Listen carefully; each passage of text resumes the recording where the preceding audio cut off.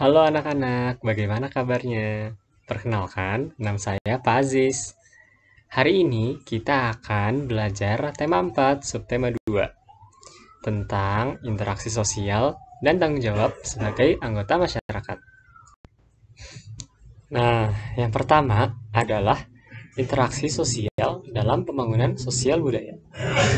Interaksi sosial budaya itu gampangnya adalah hubungan yang dilakukan antara individu dengan orang lain, kelompok masyarakat, maupun sebaliknya. Nah, pembangunan sosial budaya dibutuhkan untuk meningkatkan taraf hidup masyarakat. Pembangunan sosial budaya dilakukan dalam berbagai aspek. Contohnya adalah bahasa, adat istiadat, dan hubungan manusia dengan alam. Lalu apa contohnya? Nah, contohnya pembangunan sosial dalam aspek bahasa mengajarkan dan menggunakan bahasa Indonesia di sekolah dan di masyarakat. Jadi, bahasa Indonesia sebagai bahasa persatuan itu harus kita gunakan dengan baik dan benar, entah itu di sekolah ataupun di masyarakat. Selanjutnya adalah pembangunan sosial budaya dalam aspek adat istiadat. Seperti contohnya adalah melestarikan budaya daerah dan melaksanakan norma-norma yang terdapat dalam adat istiadat. Yang ketiga adalah pembangunan sosial budaya dalam aspek hubungan manusia dengan alam. Contohnya adalah menjaga kebersihan seperti tidak membuang sampah sembarangan, tidak merusak lingkungan, dan mengolah sumber daya alam dengan baik. Lalu, upaya apa saja yang bisa dilakukan masyarakat dalam pembangunan sosial budaya? Nah, contohnya yang pertama adalah membangun perpustakaan atau taman membaca. Buku adalah jendela ilmu pengetahuan. Dengan membaca akan membuka wawasan dan kita bisa mengetahui banyak hal. Bapak dengar kalian sudah senang membaca buku ya di perpustakaan. Itu bagus dan harus dipertahankan. Selanjutnya adalah menjaga keamanan dengan mengikuti siskamling. Nah, siskamling ini dilakukan untuk menjaga keamanan desa di malam hari. Lalu ikut serta dalam gotong royong seperti memperbaiki jalan yang rusak, membersihkan selokan, dan membantu warga lain yang kesulitan. Lalu juga turut serta dalam organisasi masyarakat, mengikuti pelatihan keterampilan, dan mempromosikan tempat wisata. Nah, sebagai contohnya, di puncak ada yang namanya Taman Safari, ada juga gunung dan air terjun. Nah, masyarakat bisa mempromosikan tempat wisata tersebut agar banyak pengunjung yang datang. Nah, setelah upaya yang bisa dilakukan masyarakat dalam pembangunan sosial budaya, sekarang adalah upaya apa saja yang bisa dilakukan siswa dalam pembangunan sosial budaya. Contohnya adalah dengan mempelajari dan mempraktikkan budaya nasional Indonesia. Seperti tari daerah, contohnya ada tari kecak dari Bali atau tari saman dari Aceh. Lalu lagu daerah seperti Manuk Dadali, alat musik daerah seperti angklung atau gendang, dan juga menggunakan bahasa Indonesia dengan baik dan benar, seperti tidak berkata kasar kepada guru maupun teman. Selanjutnya adalah interaksi dalam aspek pendidikan. Manusia merupakan makhluk sosial yang selalu berinteraksi dengan orang lain. Seperti yang sudah dijelaskan sebelumnya, ada yang masih ingat nggak interaksi sosial itu apa? Ya, interaksi sosial adalah hubungan yang dilakukan antara individu dengan orang lain, kelompok masyarakat, maupun sebaliknya. Nah, di dalam interaksi tersebut terdapat interaksi dalam bidang pendidikan. Interaksi pendidikan terjadi di dalam jalur pendidikan yang terdiri dari pendidikan formal, yaitu SD, SMP, SMA, dan perguruan tinggi. Lalu ada pendidikan non-formal seperti les musik, bimbingan belajar, dan lain-lain. Lalu ada pendidikan informal, yaitu adalah pendidikan di dalam keluarga. Nah, lalu apa saja jenis-jenis interaksi tersebut? Yang pertama ada interaksi siswa dengan siswa. Contohnya adalah seperti mengobrol dan bekerja sama antar teman. Selanjutnya adalah interaksi siswa dengan guru, seperti guru menjelaskan materi dan menjawab pertanyaan dari siswa. Lalu interaksi siswa dengan sumber belajar, seperti membaca buku dan menonton video tentang ilmu pengetahuan seperti yang kalian lakukan sekarang. Dan yang terakhir adalah interaksi siswa dengan lingkungan, seperti pergi ke museum dan pentas seni.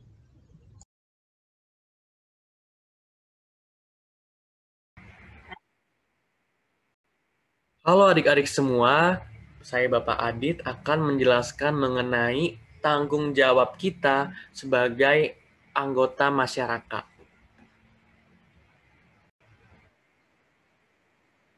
Sebagai makhluk sosial, sebagai warga negara, sebagai masyarakat, bagian dari masyarakat ya, kita tentu saja memiliki tanggung jawab sebagai anggota masyarakat, adik-adik. Nah, kira-kira apa saja sih upaya yang bisa kita lakukan untuk menunjukkan sikap ya, tanggung jawab kita di lingkungan masyarakat tersebut?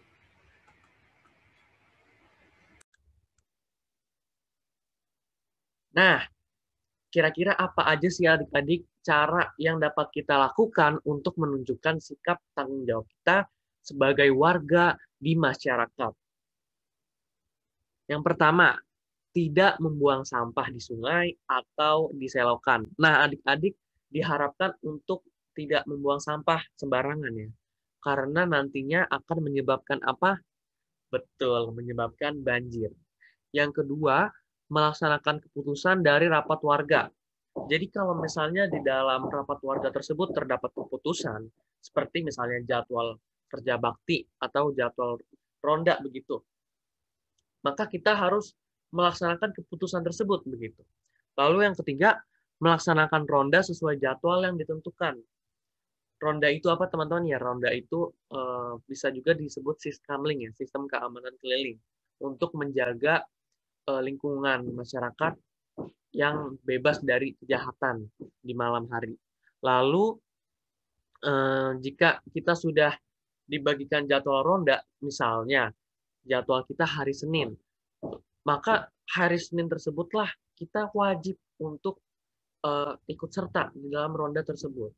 Begitu. Lalu yang selanjutnya yang keempat, mengikuti kegiatan kerja bakti membersihkan lingkungan. Nah, sebagai warga yang baik, kita juga diharapkan untuk mengikuti kegiatan kerja bakti ya, jika memang kegiatan tersebut dilaksanakan di lingkungan tersebut. Jadi tujuannya kan untuk supaya lingkungan masyarakat tersebut itu bersih ya. Jadi kita juga harus ikut turut serta, diharapkan mengikuti kegiatan kerja bakti tersebut. Lalu yang kelima, ikut serta dalam pemilihan ketua RT, RW, dan Kades atau kepala desa. Karena diharapkan dari suara kita itu pemilihan ketua RT itu dapat dilaksanakan dengan baik. Karena tanpa ada suara dari warga, maka pemilihan ketua RT dan RW itu tidak dapat dilaksanakan dengan baik. Begitu. Lalu, bagaimana sih tanggung jawab kita sebagai warga masyarakat dalam pengambilan keputusan? Nah, adik-adik, pengambilan keputusan itu apa sih? Pengambilan keputusan itu mengambil suatu keputusan yang disepakati bersama begitu ya di dalam masyarakat. Pengambilan keputusan bersama dalam masyarakat Indonesia itu biasanya dilakukan dengan musyawarah untuk mencapai mufakat. Lalu mufakat itu apa? Mufakat itu adalah suatu hasil dari musyawarah seperti kesepakatan bersama ya begitu untuk persetujuan yang disetujui bersama-sama. Sehingga dari kesetujuan bersama tersebut diharapkan seluruh warga di masyarakat tersebut dapat ikut turut serta dalam menjalani keputusan yang sudah disepakati bersama tersebut. Lalu, jika kata sepakat tidak tercapai melalui musyawarah, dapat juga melakukan voting atau pemungutan suara. Seperti contoh di dalam pemilihan ketua RT-nya. Itu dapat dilakukan misalnya nomor 1, nomor 2 begitu. Jika misalnya nomor 1 menang, nomor 1 itu lebih banyak, maka nomor 1 lah yang menjadi pemenangnya. Atau misalnya di dalam musyawarah, kerja bakti dilakukan hari apa? Misalnya di hari pilihannya Sabtu atau Minggu. Nah, misalnya tidak ada kesepakatan nih di dalam musyawarah tersebut. Lalu kita bisa melakukan voting ya begitu. Misalnya warga memilih memilih Sabtu antara hari Sabtu atau hari Minggu. Jika misalnya warga lebih banyak memilih hari Minggu, maka hari Minggu yang ditentukan untuk hari kerja bakti. Begitu.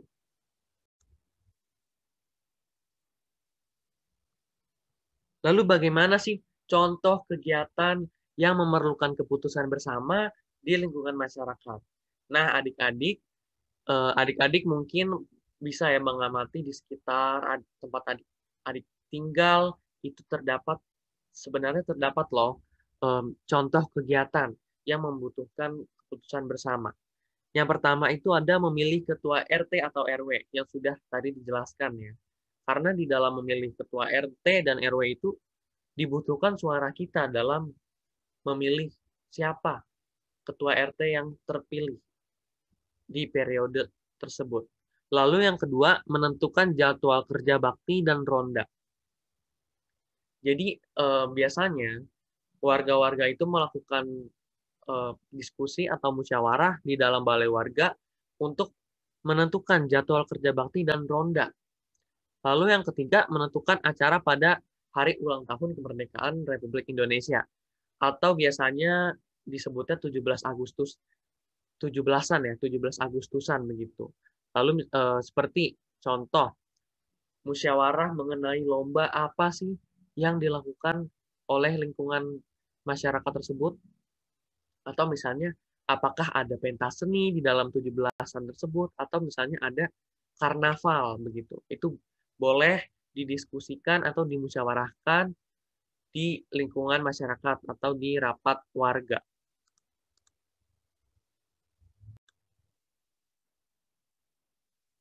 Nah, adik-adik, tadi kita sudah dijelaskan mengenai contoh kegiatan. Lalu selanjutnya contoh tanggung jawab masyarakat dalam pengambilan keputusan. Jadi adik-adik bisa menerapkan contoh-contoh tersebut di dalam kehidupan dalam bermasyarakat ya begitu.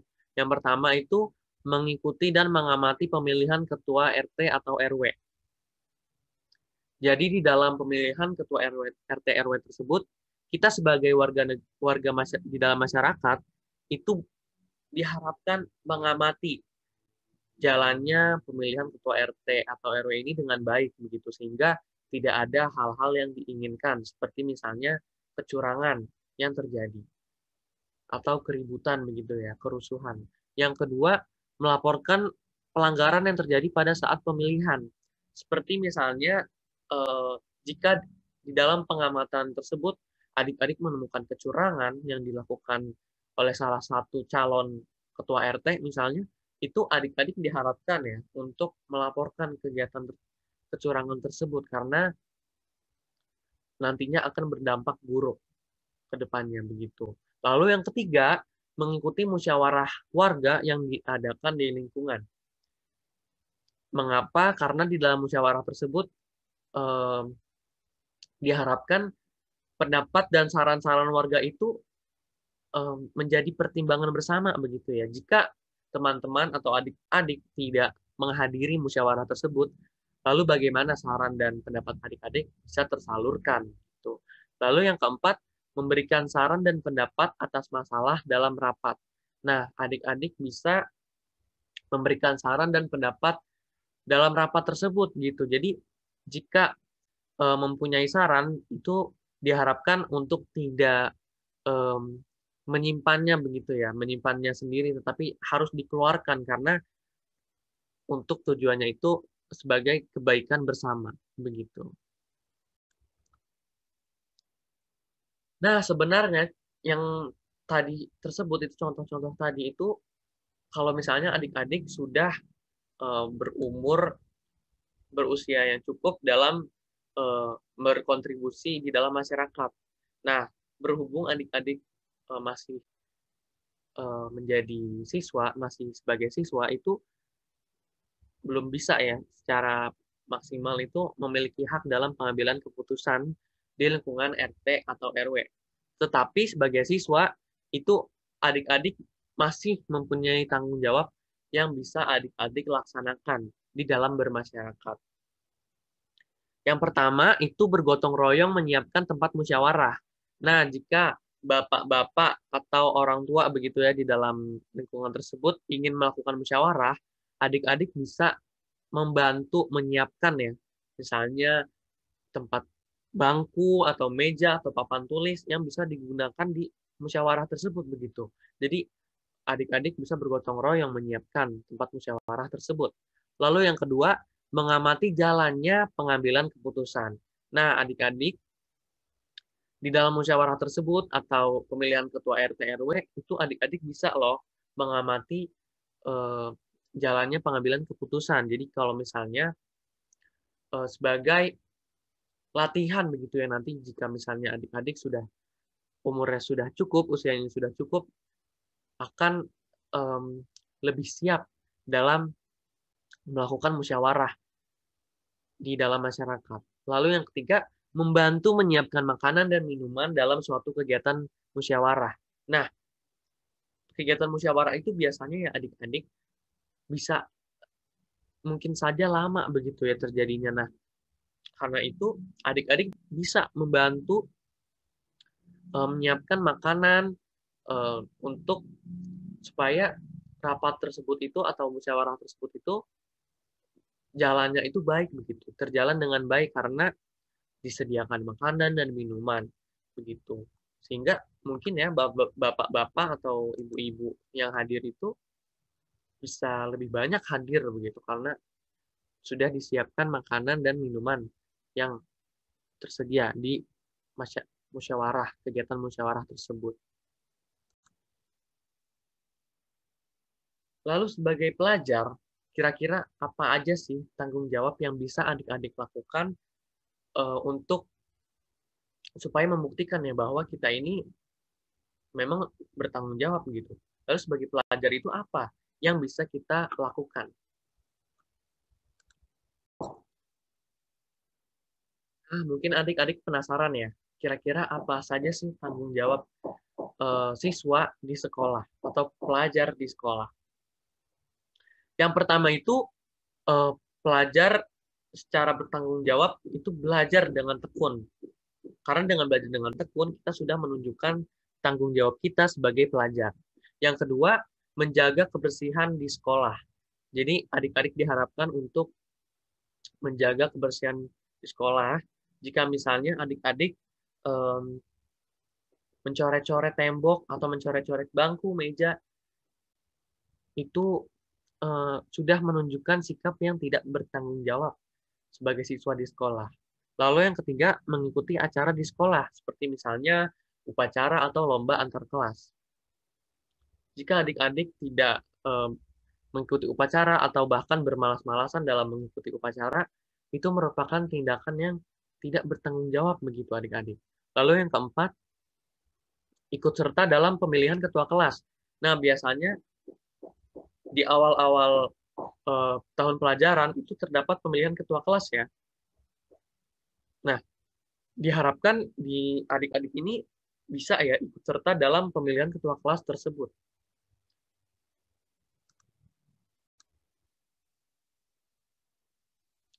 Nah, adik-adik tanggung jawab dalam melaksanakan tugas nih sekarang. Kira-kira apa aja ya adik-adik dalam melaksanakan tugas itu yang bisa kita lakukan sebagai hal-hal yang bertanggung jawab. Yang pertama itu mengerjakan tugas dengan sungguh-sungguh. Nah, dalam melaksanakan tugas, adik-adik itu diharapkan mengerjakannya dengan sungguh-sungguh gitu, tidak bermalas-malasan atau tidak terlambat dalam mengumpulkan tugas tersebut, sehingga itu merupakan hal yang bisa dikatakan tanggung jawab gitu ya. Lalu yang kedua, mengerjakan tugas masing-masing sesuai dengan keputusan bersama. Seperti misalnya tugas kelompok begitu. Jika misalnya adik-adik sudah mendapat bagian yang harus dikerjakan, itu harus dikerjakan ya sesuai dengan tugas yang sudah dibagikan begitu. Jika adik-adik tidak bersungguh-sungguh dengan mengerjakan tugas kelompok tersebut, maka bisa dikatakan adik-adik tidak bertanggung jawab dalam menjalankan tugas. Lalu yang ketiga, mengumpulkan tugas sesuai dengan waktu yang telah ditentukan.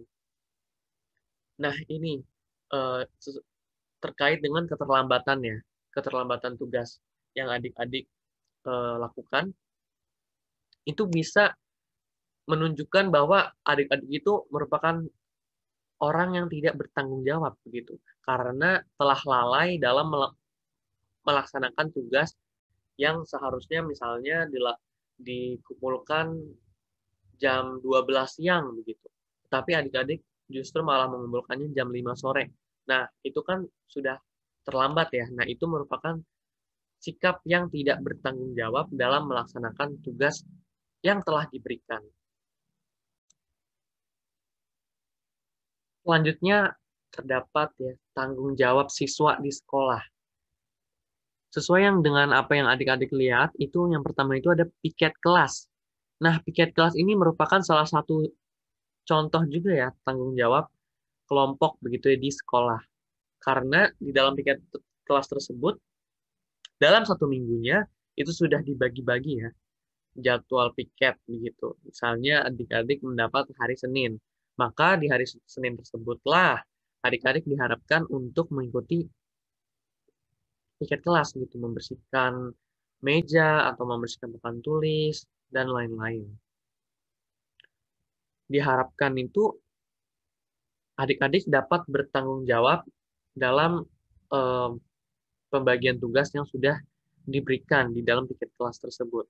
Lalu yang kedua, setiap anggota kelompok melaksanakan tugas masing-masing.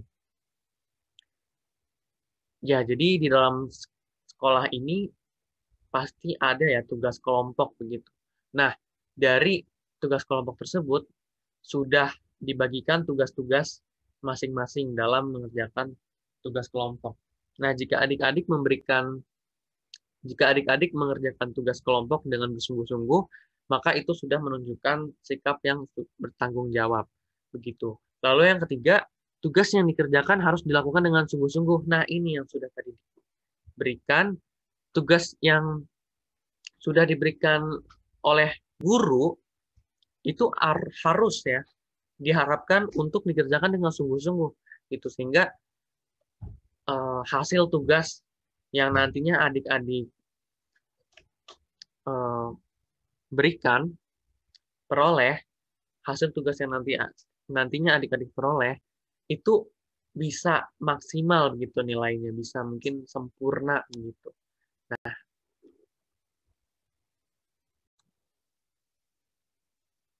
Nah, sekian penjelasan dari Bapak hari ini. Terima kasih adik-adik sudah mendengarkan. Semoga materi yang sudah kita sampaikan tersebut itu mudah dimengerti dan menjadi manfaat untuk masa depan begitu. Terima kasih, sampai jumpa di lain kesempatan.